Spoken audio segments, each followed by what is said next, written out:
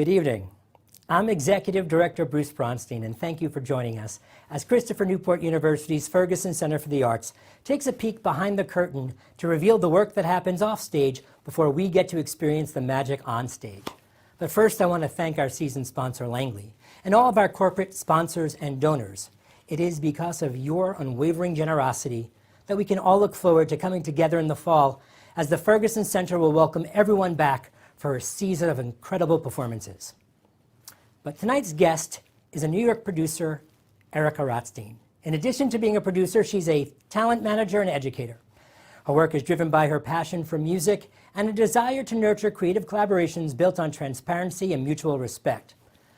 Some of her producing credits include We Aren't Kids Anymore, a song cycle by friend of the Ferg, Drew Gasparini, which actually had its debut here at the Ferguson Center, 100 Days by the Bengsons and Sarah Gancher, and Water for Elephants, which is currently in development. She's also the producer of I Love That Senator for You, a digital series to humanize the ballot for young people. Erica is currently working with the Ferguson Center as line producer for a very special recording project that we're doing of a new musical featuring an all-star cast of Broadway actors. In addition to all of this, Erica is also one of the founders of The Business of Broadway, which is what brings her to us this evening.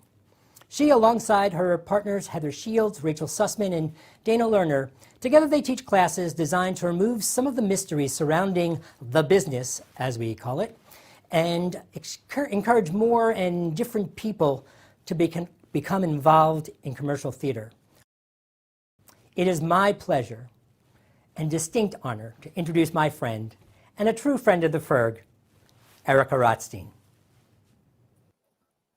Hi, everyone. Thank you for that introduction, Bruce. It is such a pleasure and privilege to be here.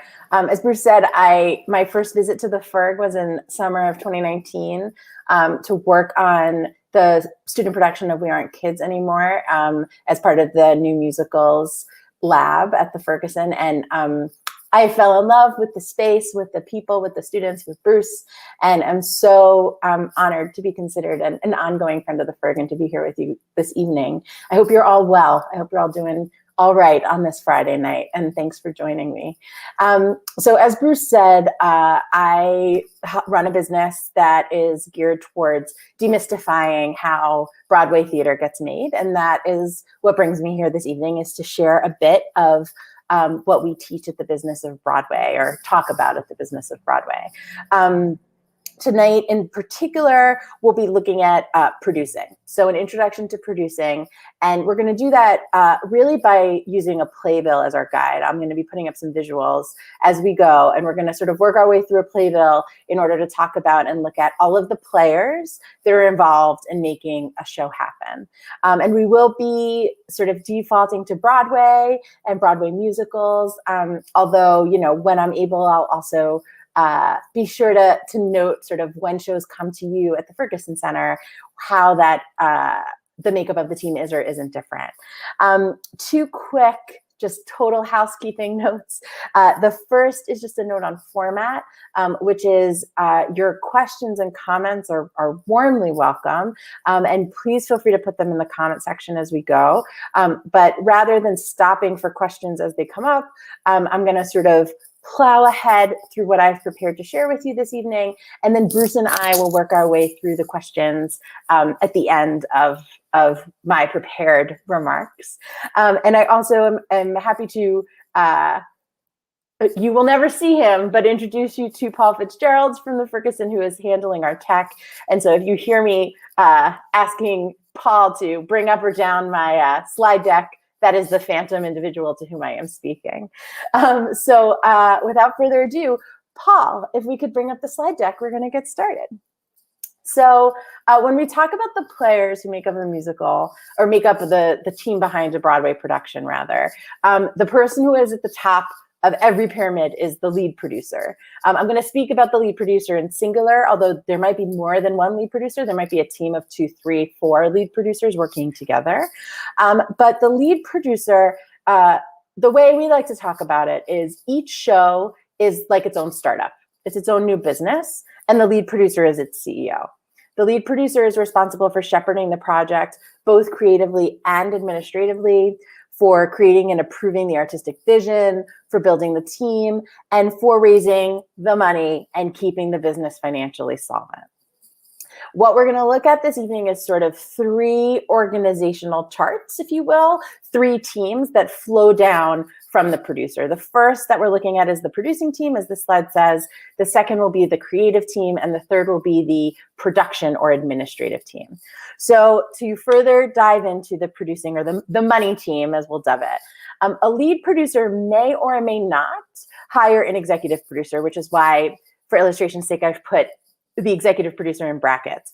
An executive producer is someone whom a lead producer brings on board to help them with the day-to-day job of running the ship.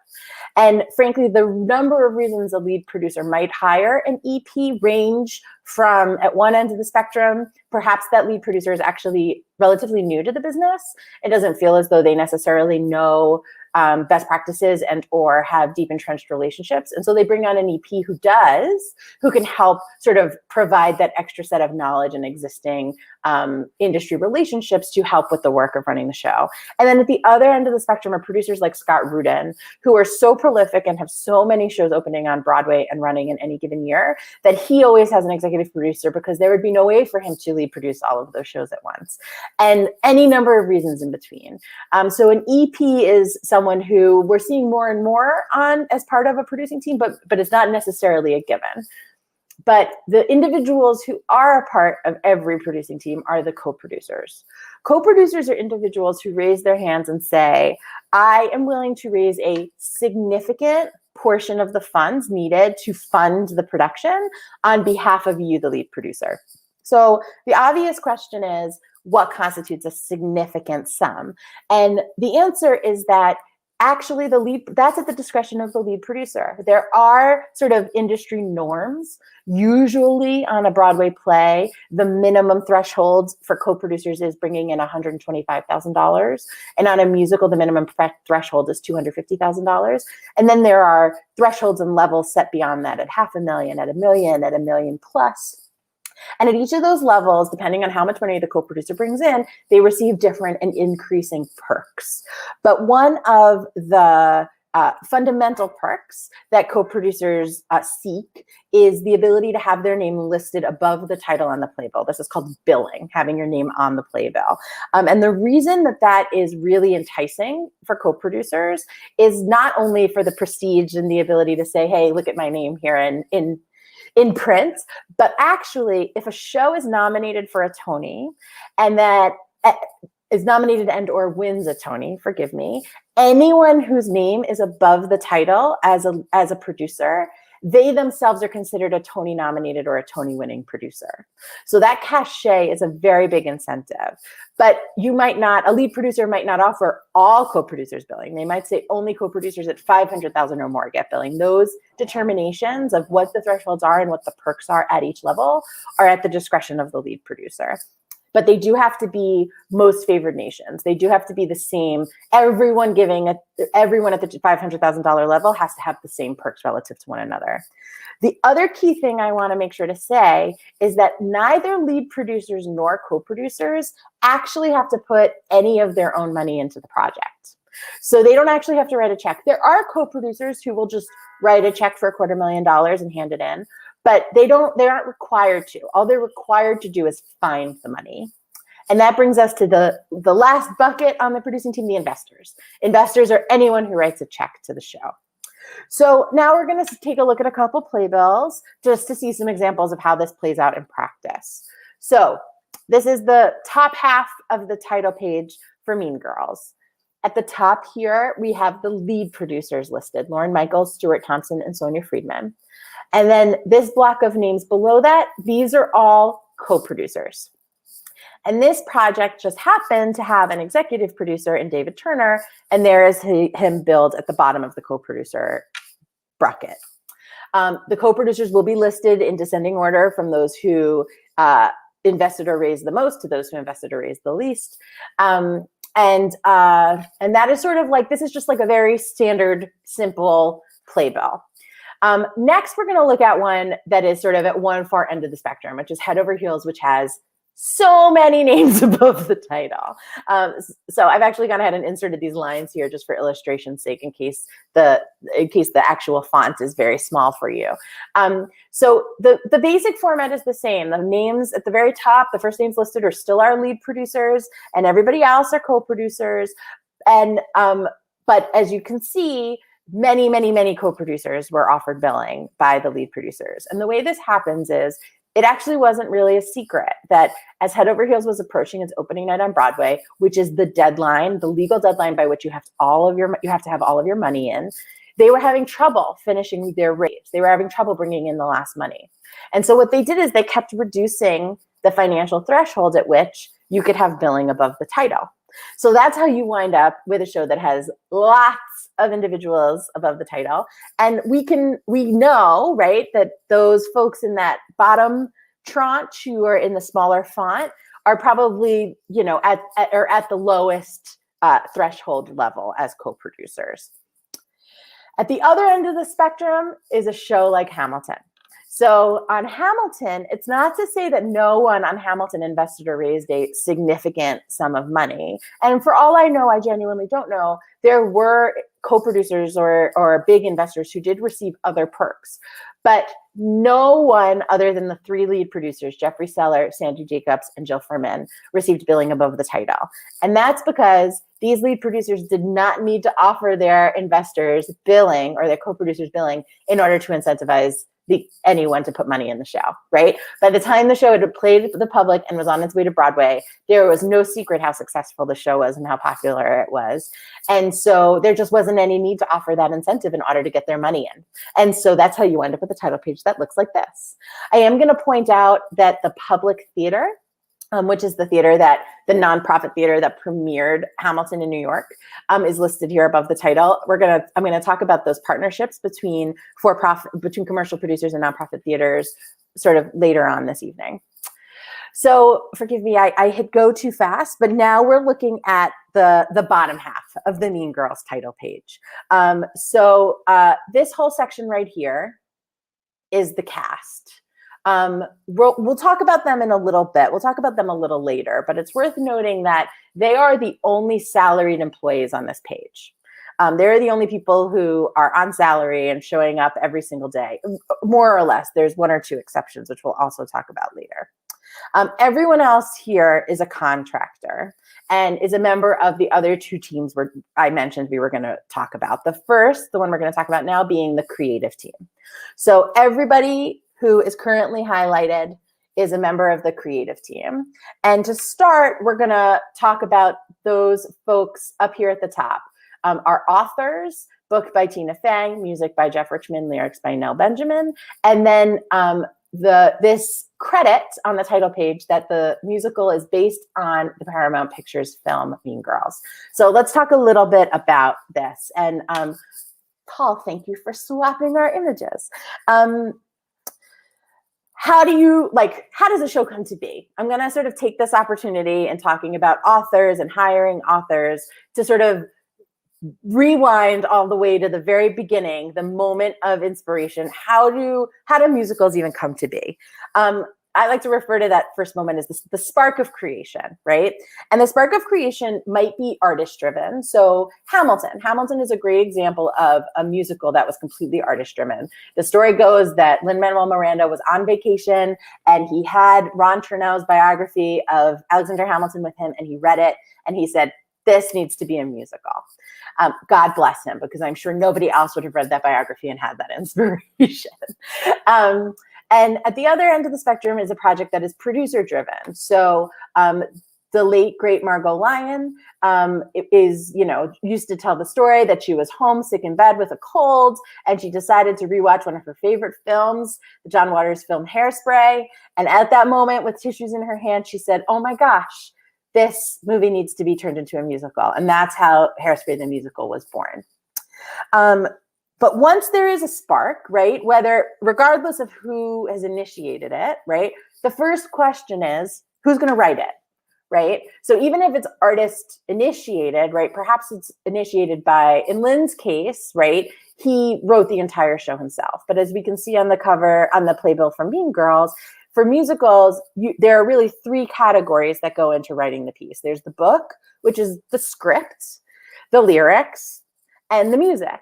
And those are considered three unique pieces of work product. When you hire someone to write the book, the music, and the lyrics, like in this case, Tina, Jeff, and Nell, when you negotiate compensation for their authors, they're each going to get a third of that compensation at default. I don't actually know what the deal between Tina, Jeff, and Nell looks like, but at default, they're each going to get a third because those are considered equal contributions to the totality of the writing of the piece. So how do you even figure out, right? Even if forgive me, I was saying that even if a piece is artist driven, perhaps it was driven by a director or by a single writer who is still looking for their collaborators, right? Maybe it's been inspired by a book writer who still needs a composer and a lyricist. And so the question becomes, how do you go about finding, I'm going to talk about this from the perspective of producer. As a producer, how do you go about finding and deciding who is right to write your project? And the truth is this starts with a touchstone question. What story are we trying to tell? What are the needs of that story? And therefore, what skills am I looking for in my generative artists to best bring that story to life?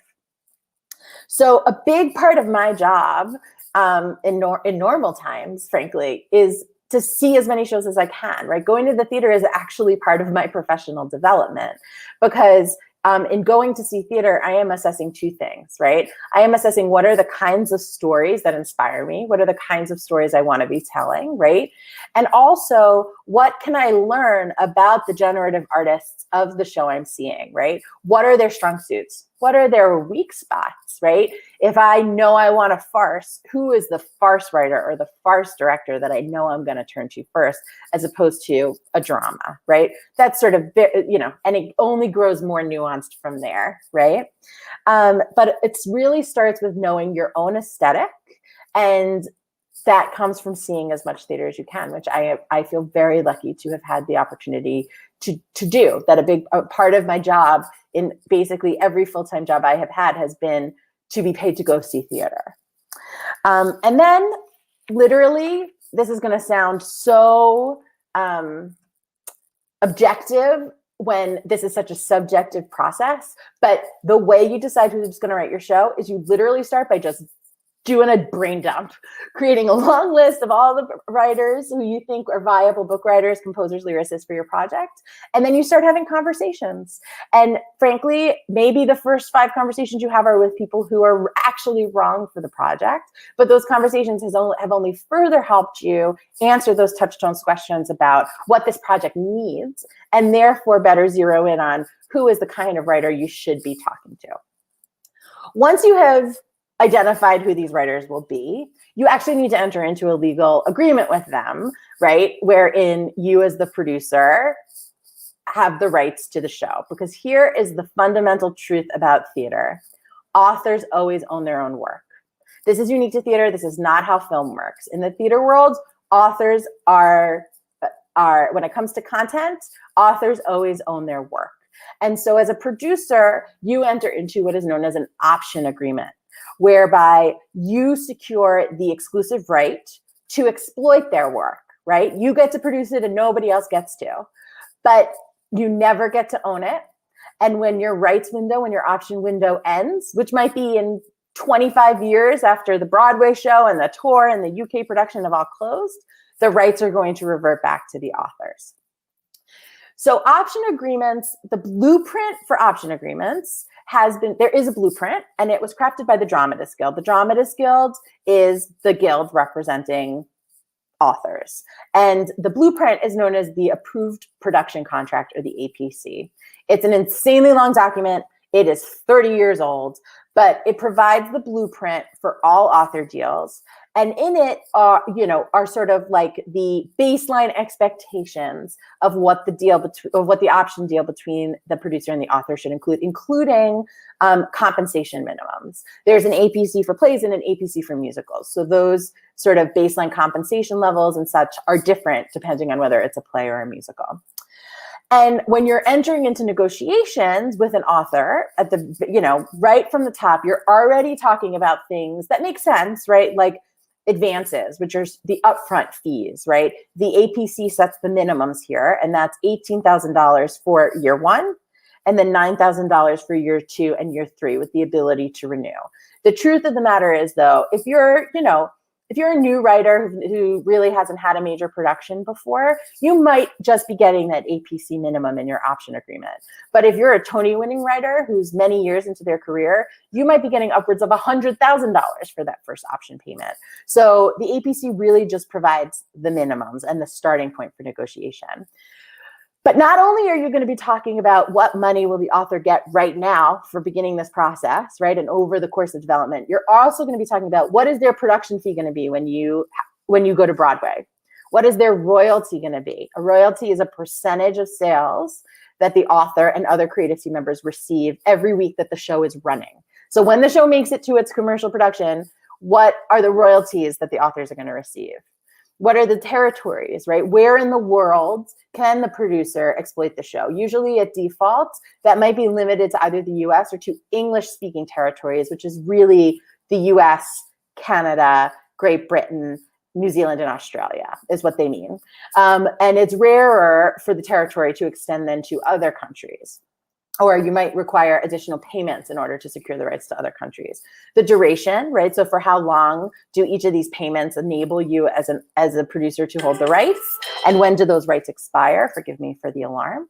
Also what is known as subsidiary rights. So subsidiary rights refers to the income that an author will earn from this piece long after your option and your rights to the piece have expired.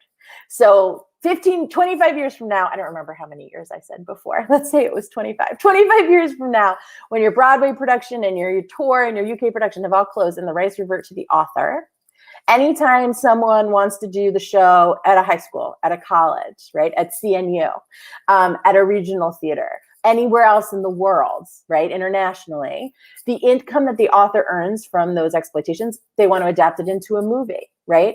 The income that the author earns from those exploitations and the producer's right to participate in that income is known as subsidiary rights participation. And the logic here is that if the lead producers and their investors and their co-producers and investors hadn't produced the show on Broadway, right, then, or commercially, wherever it is produced commercially, then there wouldn't be any further exploitation, right? High schools and colleges and regional theaters and international production companies wouldn't want to do the show.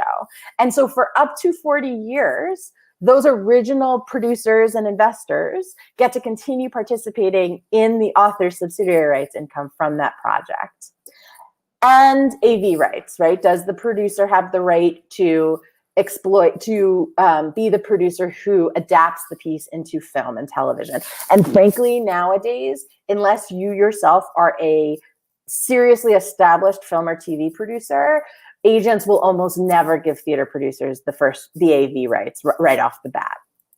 All of this, right? How you're compensated when the show is eventually running on Broadway, maybe 10 years from now. How you're compensated after all of your rights in the show have expired for the 40 years thereafter. All of this negotiated up front in that very first option agreement. And so it's a lot to be negotiated before, in theory, a single word can be written. In practice, sometimes you arrive at a baseline understanding of the key terms, and the negotiation continues even after writing has begun. But I've worked on projects where it took a year or more from the moment where we identified the writers we wanted to write the piece until we could actually really initiate them to start the writing process, because that's how long it took for the conversations with their agents to arrive at a place where everyone felt comfortable moving forward in good faith. The only other thing I will mention is that because the Dramatists Guild is a guild and not a union, which is due to the fact that authors own their own work, the APC is a guideline and not a rule. So Paul, if you could take us back to primarily looking at the slide deck, we're going to now talk about music rights. So I'm going to take us to a new show. I'm going to take us to, this is the title page for Moulin Rouge. We have our lead producers. I'm going to point out that even though he isn't billed as such, Bill Damashki here is actually the executive producer, and he's billed here on this title page. Again, all of this is at the discretion of the lead producers. And then we have our book writer, John Logan. For those who haven't yet seen or heard about Moulin Rouge, the musical, it is like a jukebox musical on steroids. So it's not just like Tina Turner. It's not like the Tina Turner musical where the whole score is made up of Tina Turner songs, or Jagged Little Pill where the whole score is made up of Alanis Morissette songs. It is a score composed of dozens and dozens and dozens of little snippets of lots of pop songs. And you can actually see that here on this title page, there's no music and lyrics credit given, which is pretty untraditional, but is what happens when you have a show like this, because when you turn to the back of the playbill, you reach these pages. These pages starting here, if you can't read it, that's totally okay. That's not the point. The point is the volume. Starting here and through all 3.5 columns, those are all of the music rights credits in the playbill for Moulin Rouge. And that is why there was no way to credit these individuals on the title page. So let's talk a little bit about how you go about securing the rights when you're working on a jukebox musical. And I'm going to use, we'll be talking about this generally, even though we're using Moulin Rouge as the example. So imagine if in trying to put together the score for Moulin Rouge, you had to go out and negotiate to a person the deal terms, all of those deal terms I just mentioned, right? The deal terms for every single one of these songs. Not only would that be a job that would be impossible to accomplish, right? Would that be a full-time job and more just for one individual? But if you negotiated compensation separately for every single one of these rights, like the ultimate compensation that you owed would balloon completely out of control. So the way jukebox musicals and musicals like Moulin Rouge are actually constructed is that you as a lead producer with your general manager, who I'm gonna talk about what a general manager is in a minute, but they're basically like your business manager.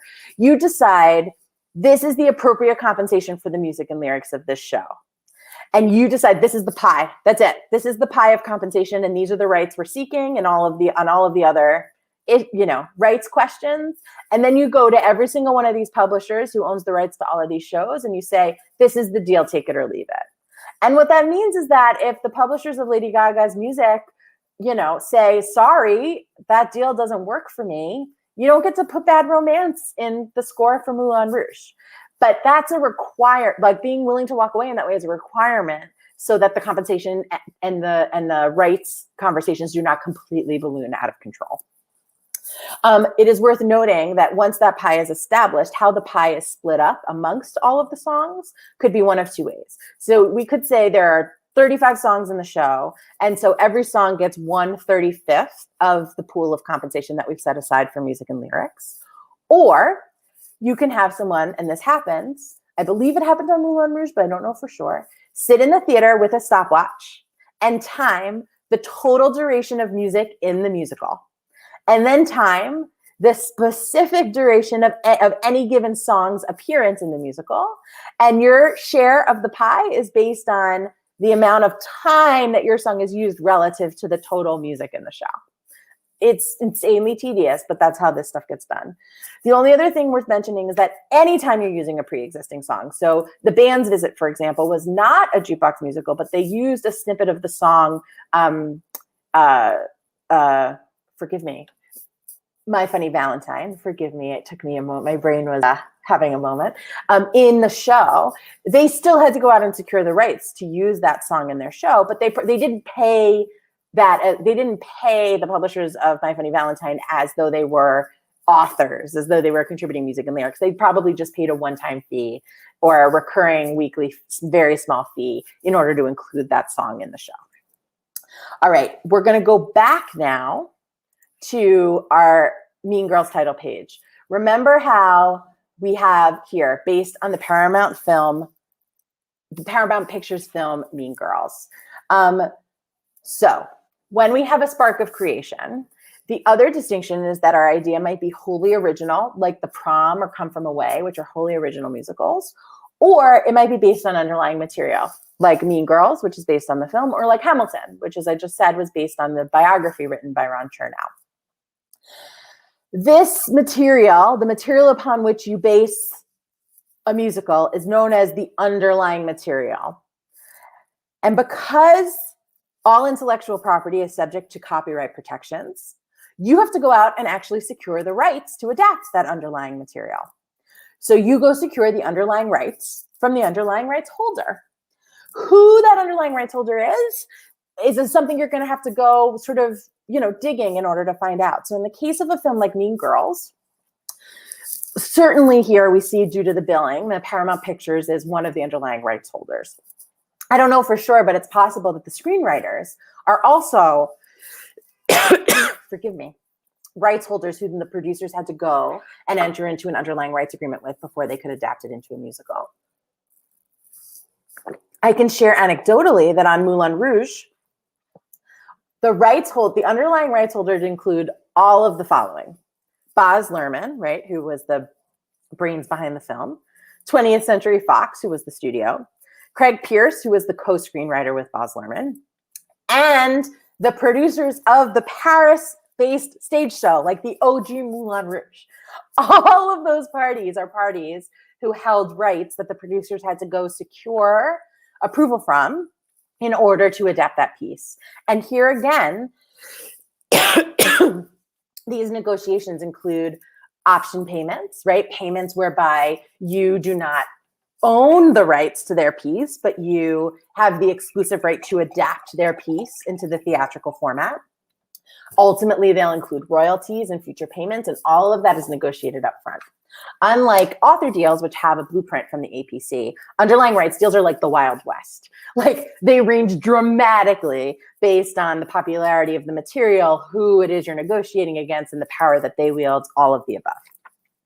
The only exception to seeking the underlying rights is if you are adapting a piece that exists in the public domain. So work enters the public domain 70 years after an author passes away. So it's the life of the author plus 70 years is the period under which a work remains under copyright, and then it enters the public domain. So that's why you freely see so many adaptations of Shakespeare, right? Anyone who produces Shakespeare can adapt it however they want or set it wherever they want without approval, because Shakespeare's in the public domain.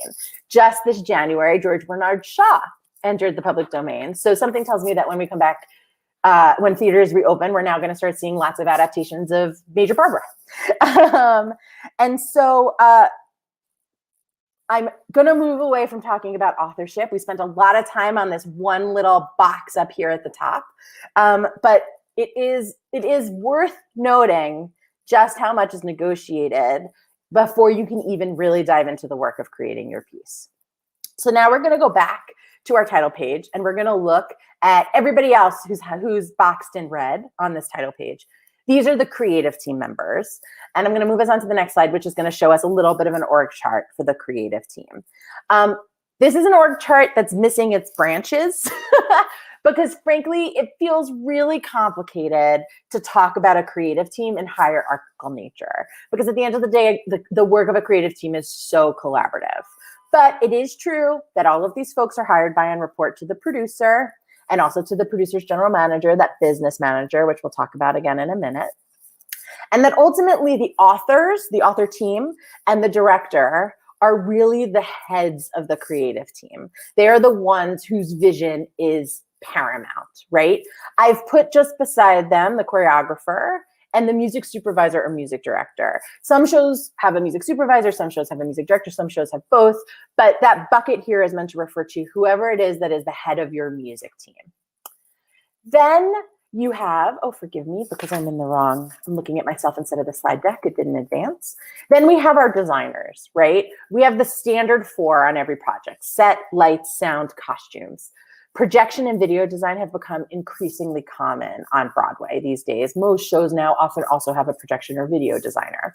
But who exactly makes up your design team, right? And what other designers you add into the mix is going to have to be wholly determined by your piece and what it needs. So for example, I am, as Bruce said, I am working on a musical adaptation of the novel Water for Elephants, which is set in a circus, and where the elephant and the menagerie of animals, they're like characters. They like play a pretty big role in the show.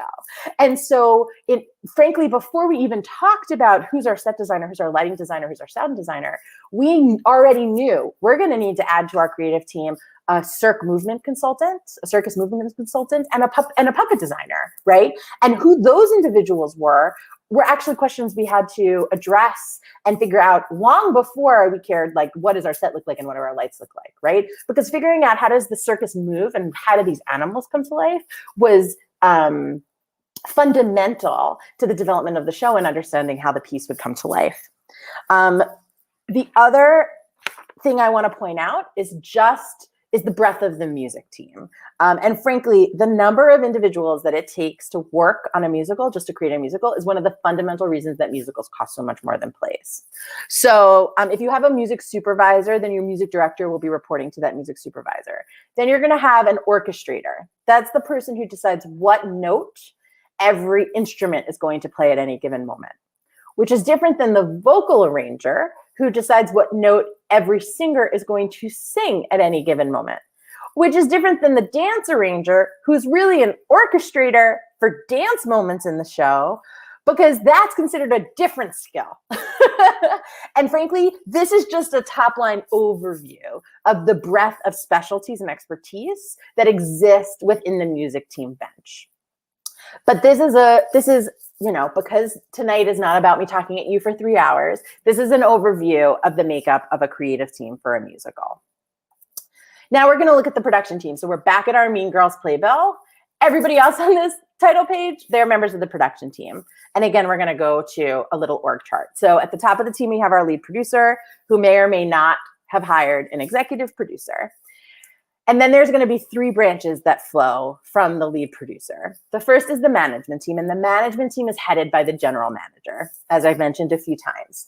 If the lead producer is the CEO of the business, the general manager is both the CFO and the COO. They are the individual who literally keeps the show running day to day, manages your budget, makes sure everything's in compliance. They have an entire management team below them. So there's the stage manager. That's the person, you're going to introduce a stage manager once you start having actors in the room. And they're the person who runs the room during rehearsal and tech. And then once the show is running, they're the person who calls every cue. And they're also, once a show is open and a director isn't there every day, they're actually the person who artistically maintains the show from a night to night and provides notes to the performers. There's the production manager, who I refer to as the manager of things. So they're the manager of the physical production, the set, the lights, the costumes, the sound. They make sure that the designs that the designers come up with are executed in a shop and wind up in the theater exactly as designed and working. Then the company manager, who is the manager of the people. So a company manager is the closest thing we have to an HR department in the theater world right now. Frankly, during COVID, there have been conversations about introducing proper HR, members into the team. But for now, the company manager is the person who is on site every day to make sure that the people are taken care of.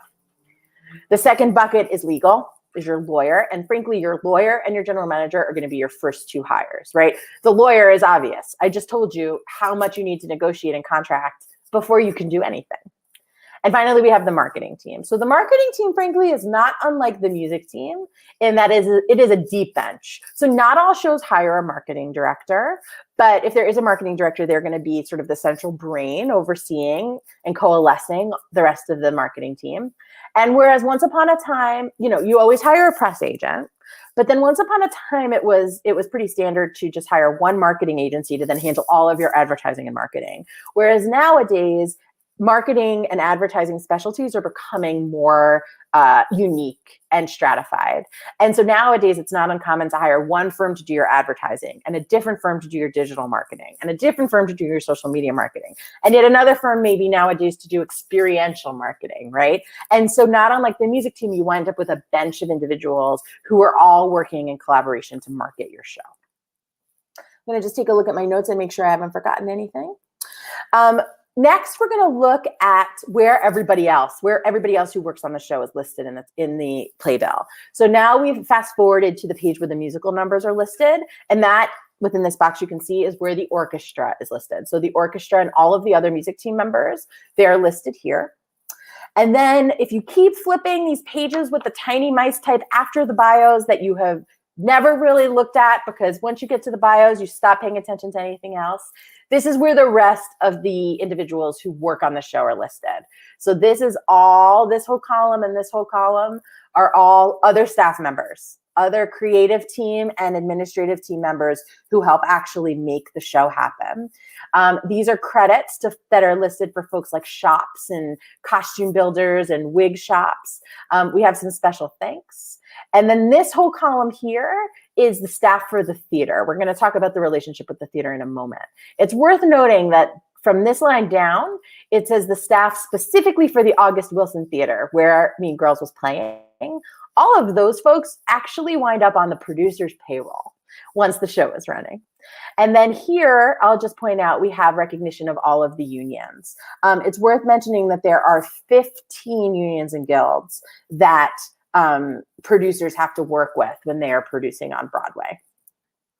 So the breadth of individuals here, right, shows why producing shows can be so expensive.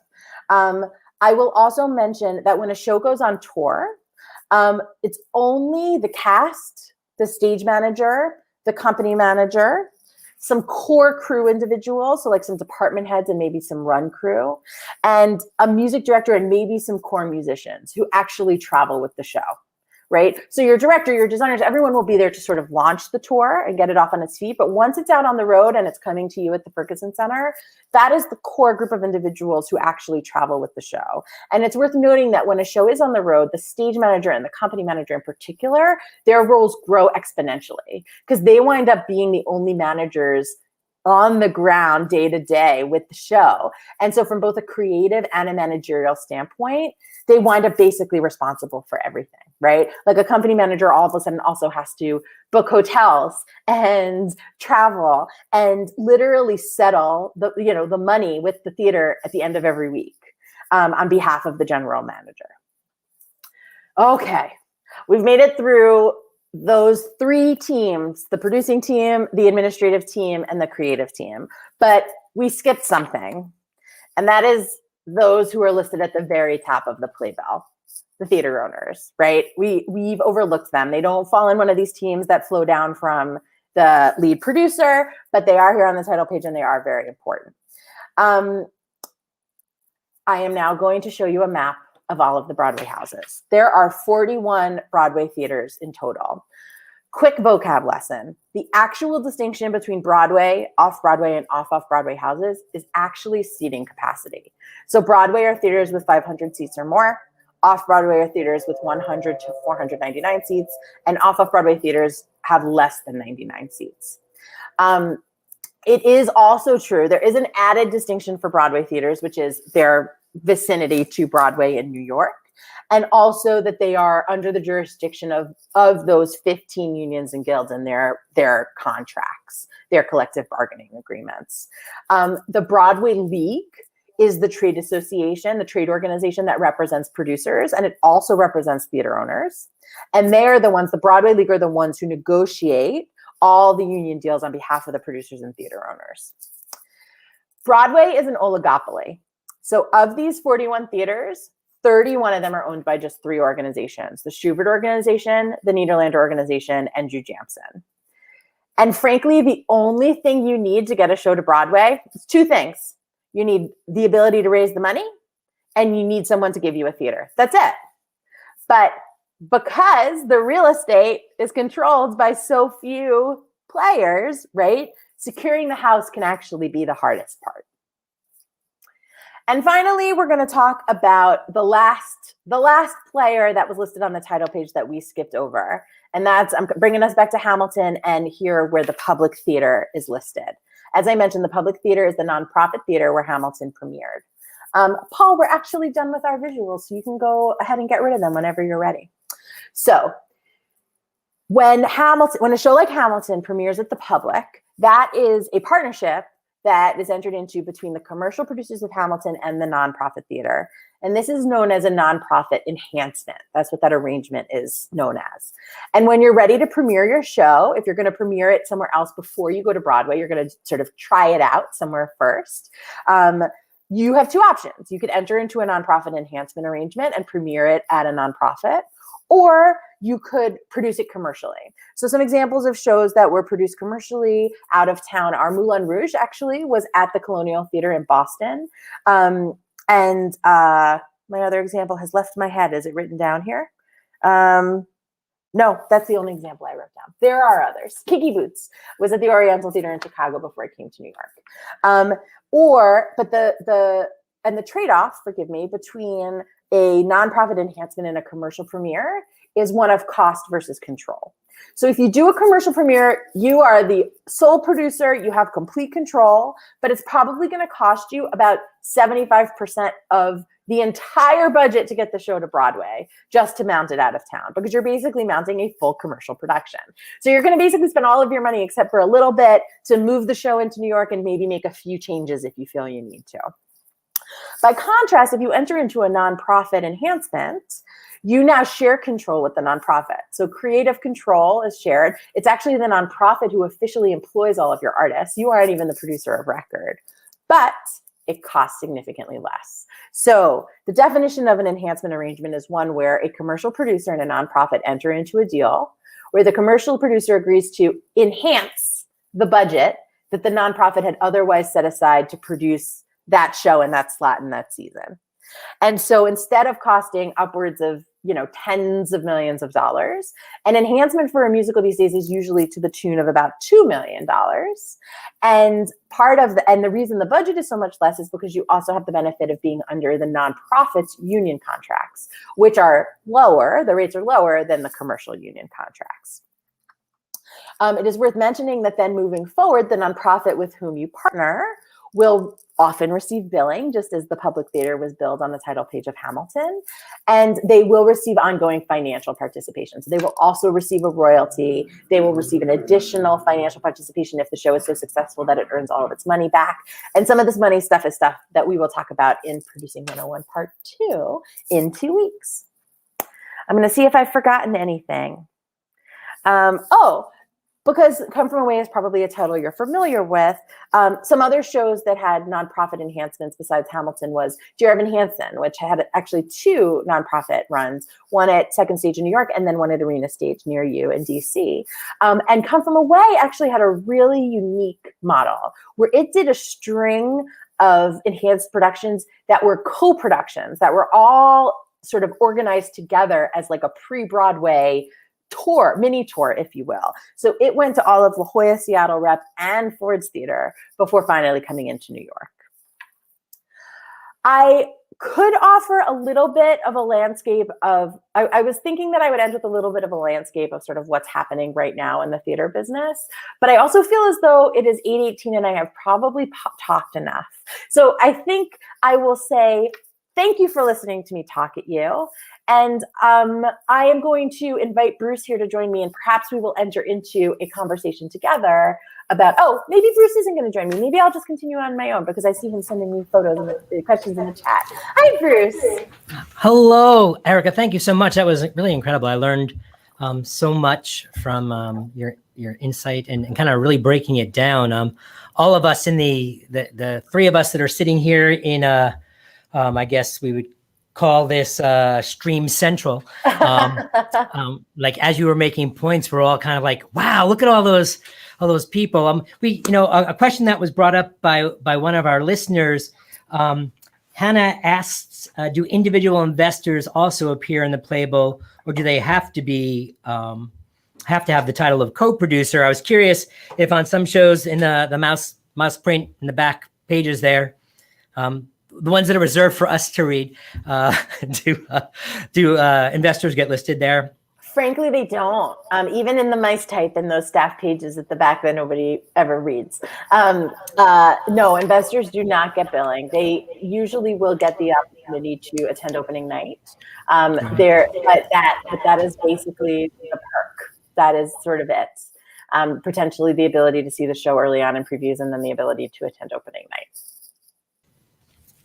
Great. A couple of things that I thought of as you were doing your presentation that relate to what we do at Ferguson Center and also to the touring world. And I know that in part of your previous life with Broadway across America, that certainly you have some sense of that. But more and more, you'll see road presenters, road producers as producers on Broadway. Yes. Which gives them a certain leverage to, as when the show goes on the road, in a competitive market like ours, Jam Theatricals, for example, was in Norfolk until Nederlander purchased Jam. But so it gave Jam first dibs on a lot of shows because they were part of the producing team. That's exactly right. So there are sort of standard perks, if you will, that are sort of general to all producers, like to all co-producers, forgive me, like billing, like financial perks that only kick in after a show has earned all of its money back, right? Like the number of tickets they get to opening night, or their ability to attend some of the marketing meetings and to hear sort of the behind the scenes of what's happening on the show.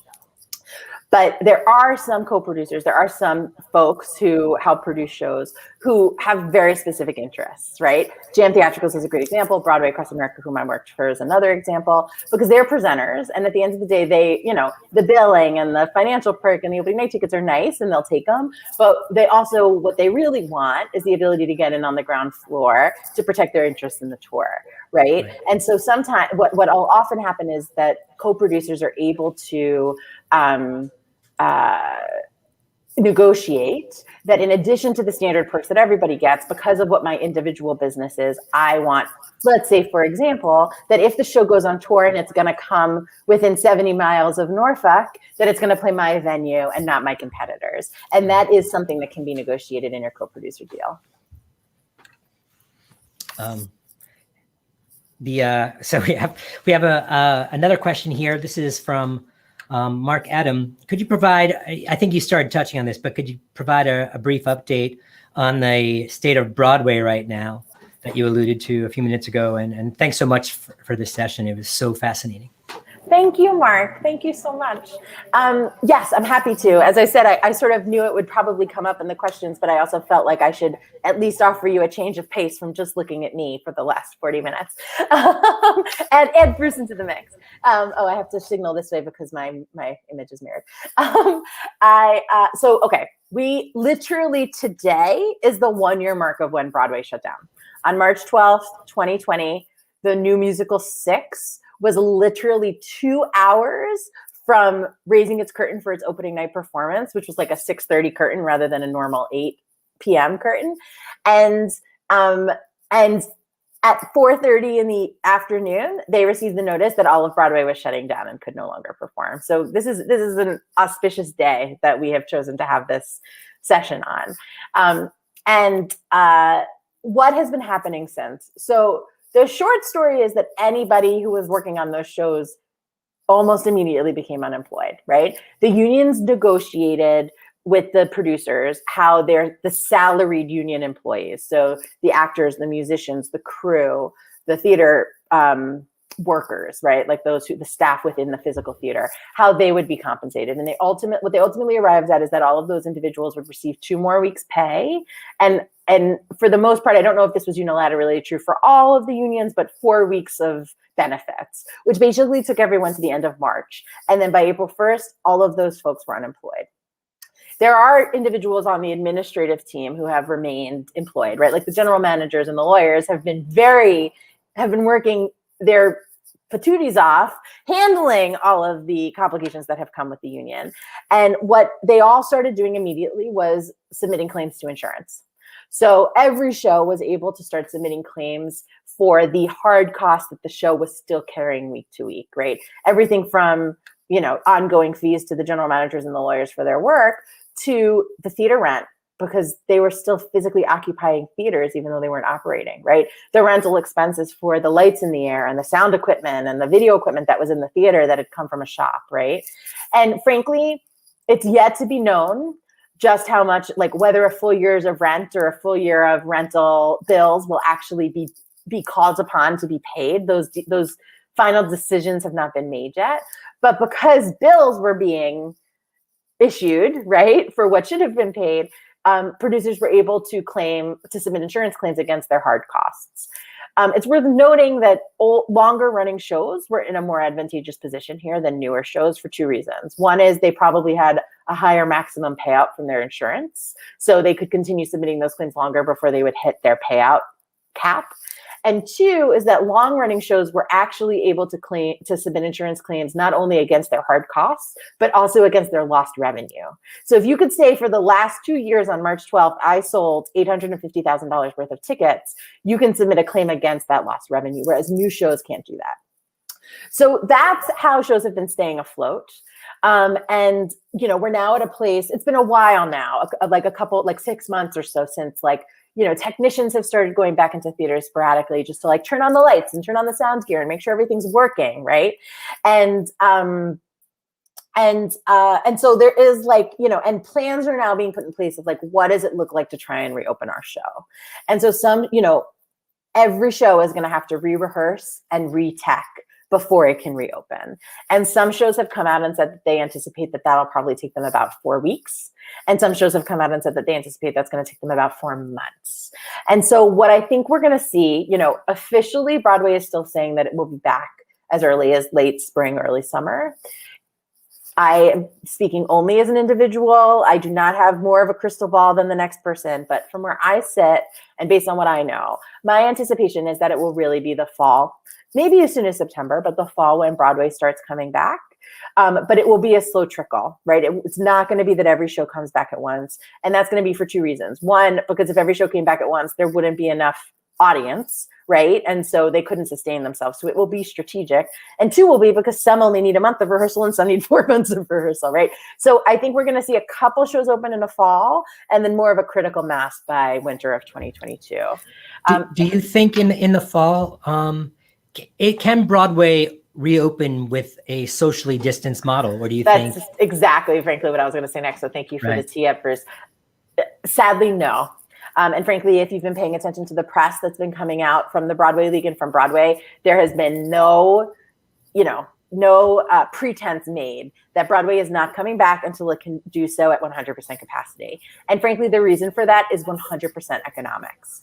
The average Broadway musical costs, just in hard costs, like $650,000 a week. And then on top of that are variable costs, like a percentage that goes in theater rent and a percentage that goes to your royalty participants, right?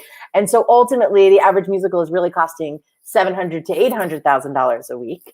And so when selling every ticket in your house only yields up to $1.2 million for an average Broadway house, you simply can't operate at reduced capacity and still cover your costs. So shy of a complete rethinking of the business model and a complete renegotiation of all union deals and theater contracts, which frankly, I might editorialize, I think perhaps people should have been using the last year to do. But shy of that, which is not what has happened, theater can't come back until it can operate at 100% capacity. Right. And I frankly, it's no different, obviously there are differences, but it's no different here on the road in that, totally. Our 1,700 seat venue scales to just over 380 if we're using a 6-foot social distance between parties of 2. And there just are very few shows that we're going to be able to pay the bills with 400 tickets. It's hard enough to pay bills for a touring show with only 1,700 seats compared to a $2,500 seat theater down the road. Yeah. So, and I think with a lack of a national strategy state to state, I think a tour producer, Broadway aside, without the a confidence of that, as I'm touring, even if I'm just touring the East Coast, but that I'm coming from New York, New Jersey, down the coast, each state has their own rules and regulations regarding capacities and protocols, that it's too challenging for a producer to put that together, I think, until there's some kind of go forth and this is what it is for everyone. Yeah, absolutely. I mean, the prevailing wisdom has been that touring will probably come back last, frankly. If we are, and I sure as hell hope we are, forgive the hell if that offends anybody, I apologize. But that we're on our way to potentially having a fully vaccinated, or at least a critically mass of vaccinated individuals in our country. And that obviously would be a game changer, right? But exactly what you said, Bruce, right? At least on Broadway, you just need to know that one building is up to code, right? You know what the protocols are, and everybody in the house knows how to keep themselves. Everybody who comes there every night to work knows what the protocols are and how to keep themselves safe. But on tour, every week you're in a brand new city in a completely new state with completely new rules, and so that just makes coming back a little more complicated. Yeah, right. Totally. And there's this, as a venue and as a presenter, there's this friction between. We know everyone is so excited to get back into the theater and come together, and everyone's still not so sure if they want to sit next to a stranger. Yeah, no, I mean, which is really understandable. I'm hopeful, and I think what we've seen in other countries, right, where theater has been able to come back to some extent, is that the good news is that, you know, we're all, by the time we will be able to go see theater, we will all be so starved for human contact and so starved for live entertainment and so starved for excuses to get out of our house that people are buying the tickets. And anecdotally, I know from friends who work at venues like the Ferguson Center and presenting houses around the country that the wonderful news, thank you to all of you watching this evening, is that subscriptions are still, right, subscribers are coming back. Subscribers are excited. And so hopefully hitting a critical mass of vaccination takes away the rest of those lingering fears. Great. We have a couple of questions that are sort of aligned or have been upvoted here. But there's some people that want to know about how the process works. If you're writing an original book and you want to have it developed into a musical, what's that process like? So you're writing the book for an original musical. Sorry, I just wanted to read the question and make sure. So you're the author, you have a non-musical literary work that you're creating, but you want to have it developed into a musical. Yeah, I mean, it starts with finding your creative collaborators. I mean, listen, it could start with finding a producer, right? One of the two.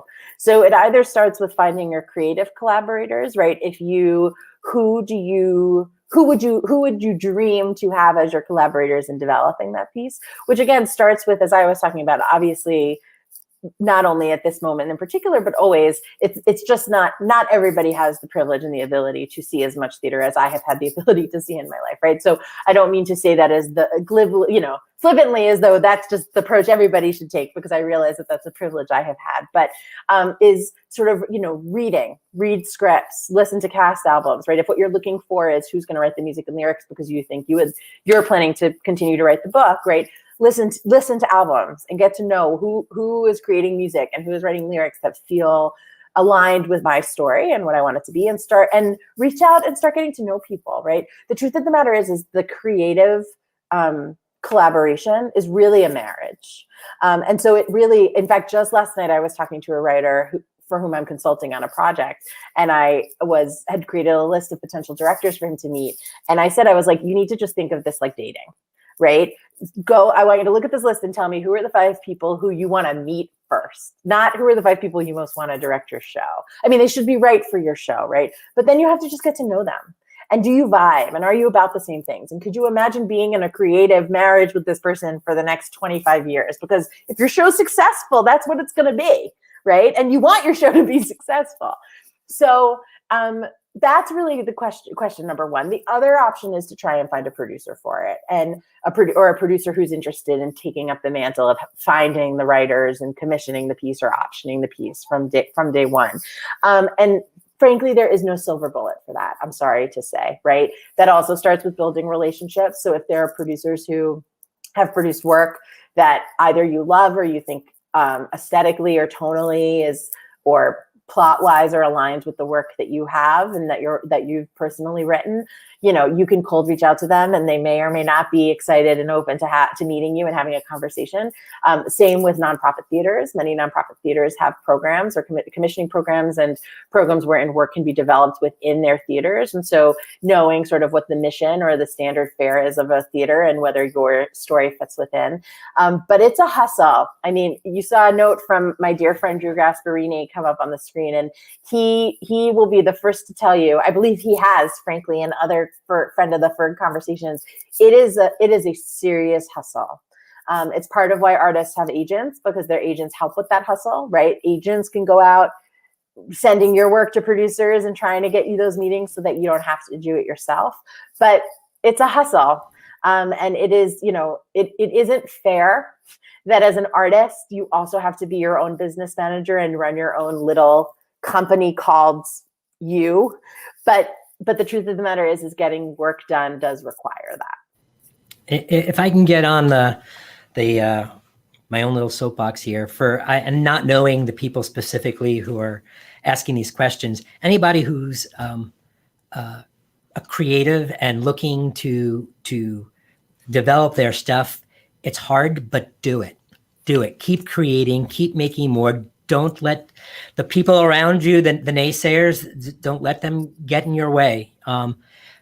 Either if they're not your friend, then they're your enemy. Support, you find support among other artists.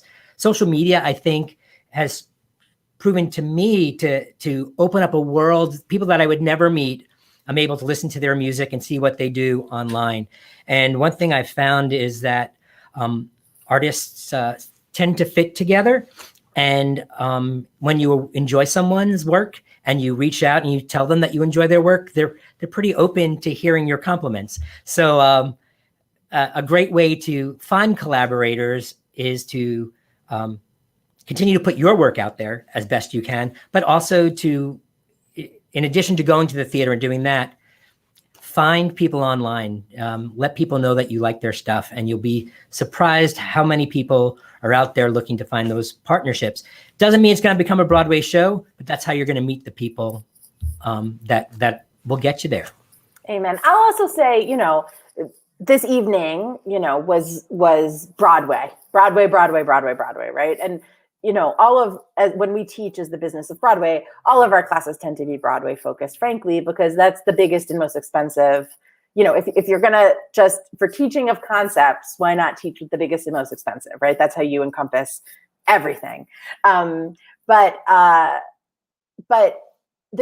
every show is destined for Broadway, right? Like, I produced a musical called 100 Days, as Bruce mentioned, and we knew from the onset that musical would not be best served by being put in a Broadway house without intimacy and by being pushed to command that kind of audience.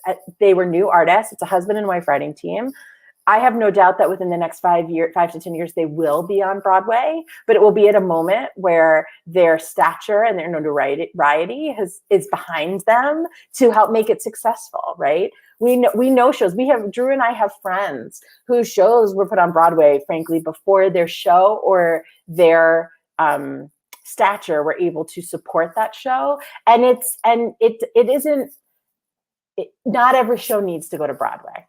Right. So I also just want to say that off the bat, there is a lot of pride to be had in knowing what is right for your show and having it be successful in those arenas. But one of the things, again, as the Ferguson Center and some of the plans that we're doing with the new musicals lab and stuff, Broadway, while it has gained, it is a brand and is the Good Housekeeping seal of approval, there is wonderful theater happening all over. And while I think there are a lot of us who our goal was to get to Broadway, now my goal is to be part of amazing theater and to support emerging artists and great work. And there have been some Broadway shows that weren't so good that I saw. So for a presenter, great theater and great art and great artists, that's the goal. But clearly Broadway is the gold standard that we all still compare to. No, and listen, there are good reasons to want your show to go to Broadway, including financial ones, right? That ongoing subsidiary rights income that I was talking about is no joke, right? And so there are incentives beyond the prestige. There are financial incentives. It's big risk, big reward, right? But it's also worth stating, and again, this is part of what we'll talk about in 2 weeks, only 1 out of 5 Broadway musicals recoup on Broadway. And so those odds are terrible. Recoup means earn their money back. Right. Those odds are terrible.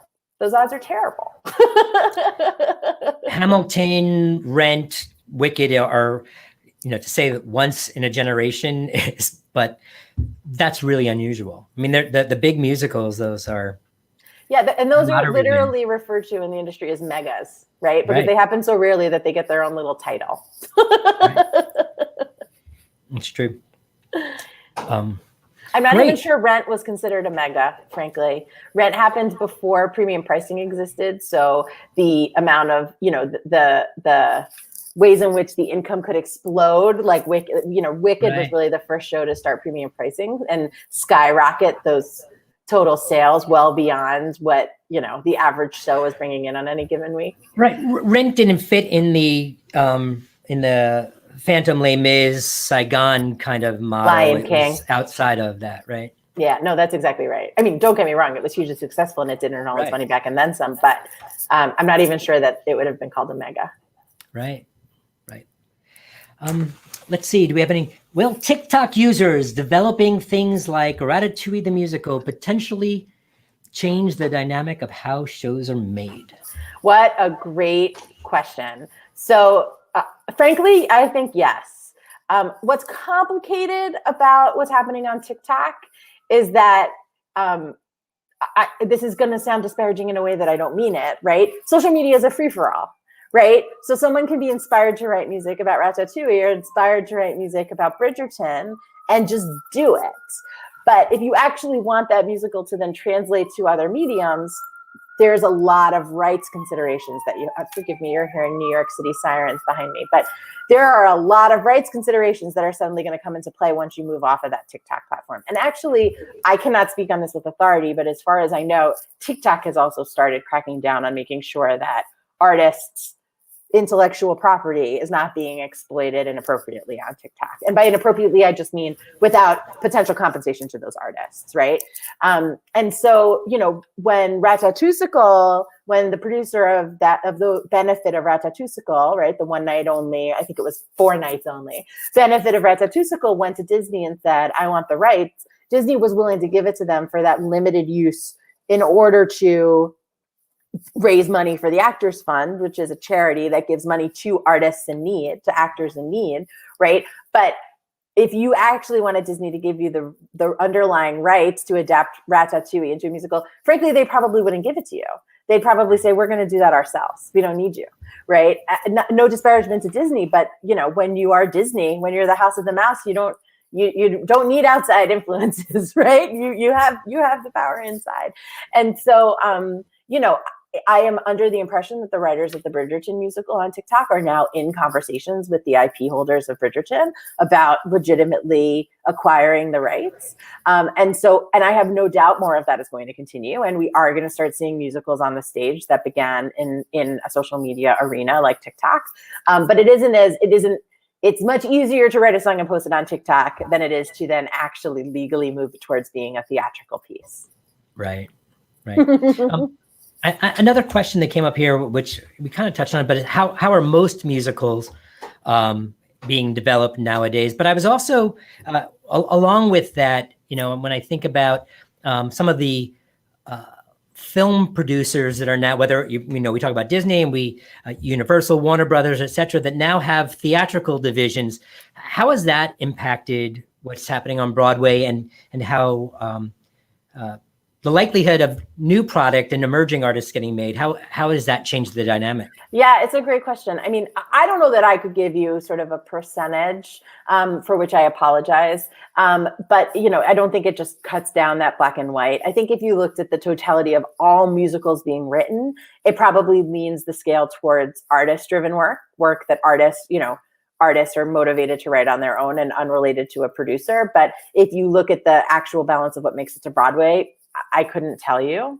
But there's no question that the entrant of major studios into the theater world, which began with Disney, right, in the creation of Disney. I think they were the first. I could be wrong. But, Disney went from producing The Lion King without a proper theatrical arm to establishing Disney theatricals, right? To establishing its own actual theatrical arm. I think it probably dates Beauty and the Beast, right? Predates it, because I remember there's a big deal with Beauty and the Beast because it wasn't nominated for a Tony or anything because it was Disney. I'm sure you're right. I actually don't know. I'm sure you're right. And so, and that has, as you say, that has become increasingly popular. Most major studios now have their own in-house department thinking about how do we take IP that we already have in-house, and so we don't have to pay anyone for it, right? And adapt it into musicals, right? And so I don't think it's limiting the ability for new writers. I don't remember exactly how you phrased the question, Bruce, but I don't think it's limiting opportunities for new writers and new voices, because the lovely news is that many of those studios are seeking new writers and new voices to create those adaptations. But it definitely is part of why we see so much branded adapted content on Broadway today. It's why the percentage of adaptations and branded content has shifted. Even the jukebox musicals, right? Even because nowadays music publishing houses actively go seek producers to take the catalog of an artist on their roster and adapt it into a musical, right? They're doing the same thing the studios are doing. They're just not necessarily producing them themselves, but they're actively seeking folks to take music in their catalog and turn it into a jukebox musical. So it's why we're seeing that much more like branded, adapted content on Broadway. Great. Well, Erica, thank you so much. Okay, go ahead. Only because I just saw, I want to answer these last two musicals. Oh, cool. I was going to ask you what your favorite musical is. Oh, well, I am going to encourage, I have a feeling that thank you for the question, Hannah. I have a feeling everybody here already knows Drew Gasparini, but if there are two artists, I would tell you to go look up. The first is Drew Gasparini, and the second is the Banksons. Bengsons. They were the writers and the creators of 100 Days. And those are the writers. Those three individuals are the writers who personally inspire me every day and the work that I do. And I also want to answer this last question because someone generously asked if I'd consider teaching an online class or a longer series of workshops. And I hope you don't mind, but I'd love to take the opportunity to plug the fact that I do. So the Business of Broadway, which is this logo you've seen in the corner the whole time, if you visit thebusinessofbroadway.com, that is the website for the education business that I run. And we offer classes. We offer a full Producing 101 class. So you learned a little bit about it. Thanks, Drew. You earned a little bit of, you received a snippet of the Producing 101 class this evening, but we offer like a 2.5 hour long Producing 101 class every single month. And then we offer a whole bunch of sort of second level, if you will, classes that are deeper dives into specific topics. And we would love to have you and see you there. I'll also plug on behalf of Bruce that I will be back here in 2 weeks to talk specifically about what I didn't talk about tonight, which is the money side. What does sort of the financial picture and the money look like within the Broadway business model? Well, great. And while I know that you love Drew and the Banksons as I do as well, for many, many reasons, but do you have a favorite musical separate from, do you have a favorite show or the show that inspired you to say, oh, this is what I want to do for a living. I want to do this. I don't know that there definitely wasn't a show that was the moment I knew I wanted to do this, but but it is very easy for me to answer that there was a show that felt like an aha moment for me about like my own aesthetic and what I am attracted to. And that was John Doyle's production of Company. I definitely couldn't pick one show that is my favorite show, but I would say that Sondheim's canon is generally some of my favorite work. And John Doyle's production of Sweeney Todd was the first time that he had actors playing their own instruments, which then became something he did in a number of revivals. But he also took a show that has always been basically designed and directed and produced exactly the same way in all of history. And he completely stripped it down. It was black and white. It was one set. It was bare bones. And it was all about the music and the emotionality of the music and the musicality telling the story. And that was a pivotal moment for me in understanding the kind of work that I personally am attracted to and really wanted to produce. And that makes so much sense knowing, it's about the stories and the people and the emotions and the music. Yeah, that's it for me. Music. That's it for me. It makes so much sense. Erica, thank you so much. This was so much fun. And again, I hope everyone that's watching on the interwebs enjoyed it as much as I did and the folks here. But standing ovations for Erica Rotstein. Thank you so much, Thanks Bruce, so much. Thank you everyone. To all of you for joining us. Yeah, please join us again in 2 weeks. So on the 25th, it's on Thursday. And Erica will be talking about the money. And again, thanks to our sponsors and donors, Langley, our season sponsor. All right, everybody, take care. Thanks for joining us.